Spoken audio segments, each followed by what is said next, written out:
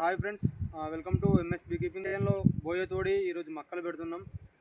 చూసారు కదా, ఇప్పుడైతే మేము మక్కలు పెట్టడానికి ఒక మిషన్ తీసుకు ఏంటంటే మక్కలు ఎలా వేయడం చూస్తాం మీకు. నేను తెచ్చుకున్న మక్కలు అనేవి కొంచెం డ్రై చేయాలి, ఎండబెట్టేస్తే తొందర మిషన్లకి వెళ్ళి బయటికి వెళ్తూ ఉంటాయి. ఇప్పుడు ఈ మక్కలు ఉన్నాయి ఎండినాయి, వీటిని అయితే పెట్టెలో పోసుకోవాలి.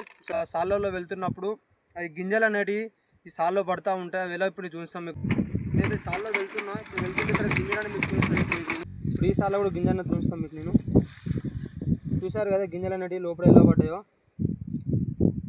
మనం వెళ్తున్నప్పుడు ఏంటంటే దీనికి ఓపెన్ కావడానికి ఒక రౌండ్ గిరిక అనేది ఉన్నది.